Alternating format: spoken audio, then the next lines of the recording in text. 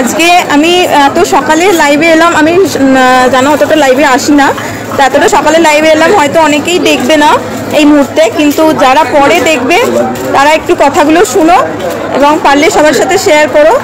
কারোর কমেন্ট কিছু সেই মুহূর্তে আসছে না, একটা লাভ রিয়াক্ট দেখতে পাচ্ছি, তো বেশি কিছু বলার নেই। যেটা হচ্ছে আজকে আমি এসেছি, এটা হচ্ছে আমাদের বাড়ি যেহেতু তারকেশ্বর মন্দিরেতে পুজো দিতে এসেছিলাম। কদিন ধরেই মানে এত নেগেটিভ কিছু কথা শুনতে পাচ্ছিলাম যে আমাদের রিক্রুটমেন্ট বা ইন্টারভিউ নিয়ে কি হবে না হবে, সত্যি বলতে সেই নিয়ে মেন্টালি খুব বিধ্বস্ত হয়েছিলাম, ভালো লাগছিল না কোনো কিছুই। তো সেই জন্য ভাবলাম যে পুজো দিয়ে আসি। আর আজকেও কিন্তু একটা বিশেষ গুরুত্বপূর্ণ দিন, কোনো একটা কেসের শুনানির কথা আছে এবং কালকে তো খুবই গুরুত্বপূর্ণ একটা দিন। সবাই জানো 20-22 মামলা যেটা এতদিন ধরে ঝুলে আছে এবং যার জন্য আমাদের ইন্টারভিউ নোটিশটা এখনো পর্যন্ত আসেনি, সেইটার কিন্তু কালকে একটা নিষ্পত্তি হতে চলেছে। আশা করা যায় হবে, কারণ এখনো পর্যন্ত লিস্টেড আছে 58 নম্বর সিরিয়ালেতে। তো আশা করি সেই কেসের শুনানি হবে এবং যদি শুনানি হয়, যেহেতু মৌখিকভাবে স্টেটা উঠেই গেছে, তাহলে কিন্তু ওটা স্টেটা উঠে যাবে এবং আশা করা যায় আমাদের ইন্টারভিউ নোটিশটা আসবে। আর একটা জিনিস তোমাদেরকে দেখাই, আমি সবার নামে আজকে পুজো দিয়েছিলাম, বোঝা যাচ্ছে নাকি জানি না, সকল 2022 স্টেট পাস।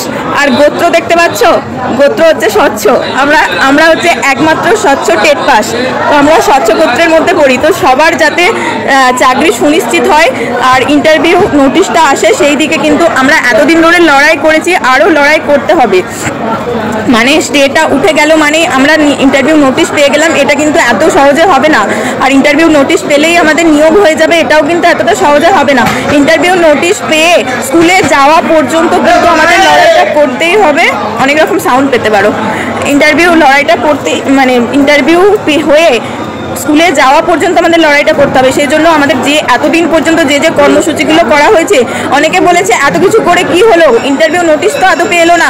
আরে ইন্টারভিউ নোটিশ নাই বা এলো, এই যে 22কে নিয়ে যে সরকার ভাবছে, 22কে নিয়ে ভয় পাচ্ছে, এটা তো এতদিনে হতো না। যদি না এই কর্মসূচিগুলো করা হতো, তাহলে কিন্তু এই ব্যাপারগুলো হতো না। তো এইগুলো করতে পেরেছে একমাত্র 2022 স্টেট পাস ডিএলএড ঐক্যমঞ্চ কিছু এই কর্মসূচিগুলোর জন্যই আজকে আমরা এই পথে এসেছি। আগামী দিনে আমাদের ধর্ণা মঞ্চের ডাক দেওয়া হয়েছে, সেই তারিখটা এখনো পর্যন্ত ঠিকঠাক করা হয়নি, তারিখটা সকলকে জানিয়ে দেওয়া হবে। আশা করব আর কেউ বাড়িতে বসে থাকবেন না, প্রত্যেকটা দিন আমাদের সুভাষ দা, হাফিজুর দা, মোহিত দা, বিদেশ দা থেকে শুরু করে আরও যারা আছে, সবাইকে উল্লেখ করতে পারছি না এই মুহূর্তে, মানে সবাই খুবই অ্যাক্টিভ। তো এরা দিনরাত হাইকোর্টে থেকে শুরু করে বিভিন্ন জায়গায়, কোথাও কালীঘাটে, বিভিন্ন জায়গায় মানে যেখানে গেলে লাভ হবে সেই সব জায়গায় চেষ্টা করে যাচ্ছি। আমরা কন্টিনিউ চেষ্টা করে যাচ্ছি, কারোর হাতে কিছু নেই, কেউ কোনোটাই কিছু বলতে পারে না, কিন্তু আমরা আমাদের মতো সাধ্যমতো চেষ্টা করে যাচ্ছি যেভাবে নোটিশটা আদায় করা যায়। এবার অনেকে এই নিয়ে অনেক রকম মন্তব্য করছে, আমি বলবো কোনো রকম বিরূপ মন্তব্যতে কান না দিয়ে নিজের কাজটা করে হয়ে যাও। আর একটা কথা বলবো, সবাই এতদিন যারা কোনো কর্মসূচিতে অন্তত আসেনি, এবার অন্তত মানে স্টেটা উঠে যাওয়ার পর অন্তত বা 12 তারিখে কালকে স্টে উঠুক বা না উঠুক, যাই হয়ে যাক না কেন, এরপর কিন্তু আমাদের রাস্তায় পড়ে থাকতেই হবে যতদিন না ইন্টারভিউ নোটিশ আসে আর যতদিন না নিয়োগ হয়ে আমরা স্কুলে যেতে পারছি। এই লড়াইটা কিন্তু সকলকে করতে হবে। আর একটা কথা বলে রাখছি, এখন মানে কেউ অন্তত বাড়িতে বসে থেকো না।